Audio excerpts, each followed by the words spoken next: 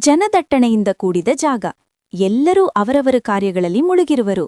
ಯುವತಿಯರು ಶಾಪಿಂಗ್ ಅಂತ ಇದ್ದ ಬಟ್ಟೆಗಳನ್ನೆಲ್ಲ ಎಳೆದು ಹಾಕಿ ಯಾವ ಡ್ರೆಸ್ಸು ತನಗೆ ಸೂಟಾಗುತ್ತೆ ಎಂಬ ತವಕದಲ್ಲಿ.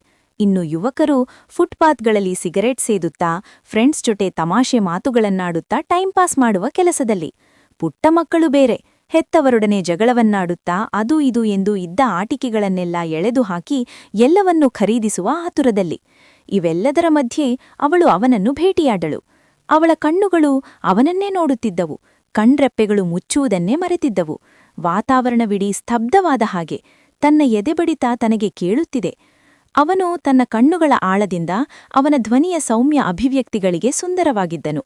ಚುರುಕಾದ ನೈಸರ್ಗಿಕ ಹುಬ್ಬುಗಳು, ಹೌದಾ ಅಲ್ಲವೋ ಎಂಬಂತೆ ಚಿತ್ರ ಬಿಡಿಸಿದಂಟಿರುವ ತೆಳ್ಳಗಿನ ಗಡ್ಡ, ಬೂದೂ ಕೂದಲು, ಪ್ರಾಮಾಣಿಕ ನಗು, ಆಕರ್ಷಿಸುವ ಕೆನ್ನೆಗುಳಿಗಳು ಮತ್ತು ಸಮುದ್ರ ನೀಲಿ ಕಣ್ಣುಗಳು ಇವೆಲ್ಲವೂ ಅವಳನ್ನು ಅವನ ಕಡೆ ಆಕರ್ಷಿಸಿದವು. ಅರೆ, ಯಾರಿವನು, ಇಷ್ಟು ಸುಂದರವಾಗಿರುವನು? ಯಾರಲ್ಲೂ ತೋರದ ವಿಶೇಷತೆ ಅದ್ಯಾಕೆ ನನಗೆ ಇವನಲ್ಲಿ ಭಾಸವಾಗುವುದು ಎಂದು ತನ್ನಲ್ಲಿ ತಾನೇ ಪ್ರಶ್ನಿಸಿದಳು. ಆ ಕ್ಷಣದಲ್ಲಿ ಅವಳು ಪರಿಸರವನ್ನೇ ಮರೆತಿದ್ದಳು. ತಟ್ಟನೆ ಕೈಯೊಂದು ತನ್ನ ಹೆಗಲನ್ನು ಸ್ಪರ್ಶಿಸಿದಂತೆ ಭಾಸವಾಯಿತು. ಅದು ಅವಳ ಗೆಳತಿಯಾಗಿದ್ದಳು. ಅದ್ಯಾಕೆ ಇಲ್ಲಿ ಮಂಕಾಗಿ ನಿಂತ್ಕೊಂಡಿದ್ದಿ? ಪೇಟೆಗೆ ಬಂದ್ರೆ ಏನಾದ್ರೂ ಪರ್ಚೇಸ್ ಮಾಡ್ಕೊಂಡು ಹೋಗೋದು ತಾನೆ ಎಂದಳು. ಏನಿಲ್ಲ, ಅದೇನೋ ಆಲೋಚಿಸುತ್ತಿದ್ದೆ ಎಂದು ಉತ್ತರ ಕೊಟ್ಟು ಅವನತ್ತ ಕಣ್ಣು ಹಾಯಿಸುವಷ್ಟು ಹೊತ್ತಿಗೆ ಆತ ಮಾಯವಾಗಿದ್ದನು. ಆ ದಿನ ರಾತ್ರಿ ಪೂರ್ತಿ ಅವನದ್ದೇ ನೆನಪು.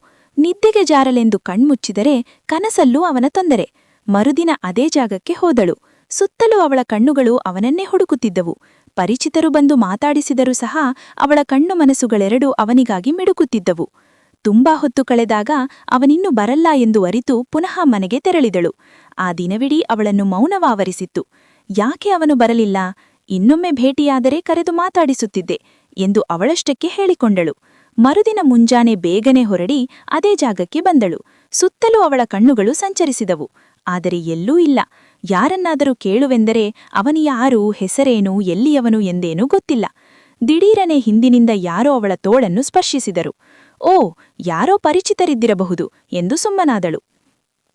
ಎಕ್ಸ್ಕ್ಯೂಸ್ ಮೀ ಎಂಬ ಗಾಂಭೀರ್ಯ ಗಂಡಸು ಸ್ವರ.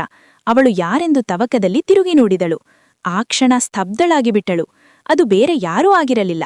ಯಾರನ್ನು ಕಾಣಲೆಂದು ಅವಳು ಹಂಬಲಿಸಿದಳೋ ಅವನೇ ಕಣ್ಣೆದುರು ನಿಂತಿರುವನು. ಅವಳಿಗೆ ಏನು ಹೇಳಬೇಕೆಂದು ಭಾಸವಾಗಲಿಲ್ಲ. ಎದೆಬಡಿತ ಜೋರಾಯಿತು.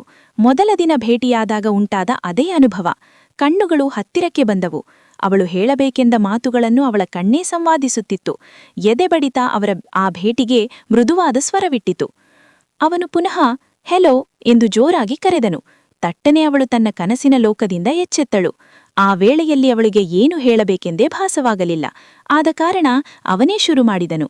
ನಾನು ನಿಮ್ಮನ್ನು ಮೊನ್ನೆಯೇ ಗಮನಿಸಿದ್ದೆ. ನೀವು ನನ್ನನ್ನೇ ನೋಡುತ್ತಾ ಮೈಮರೆತು ಹೋಗಿದ್ರಿ. ನೆನ್ನೆ ಕೂಡ ನಿಮ್ಮ ಕಣ್ಣುಗಳು ನನಗಾಗಿಯೇ ಹಂಬಲಿಸುತ್ತಿತ್ತು. ಈಗ ನಿಮ್ಮ ಆ ಕೋಮಲ ಕಣ್ಣುಗಳು ಎಲ್ಲವನ್ನೂ ಹೇಳುತ್ತಿದೆ.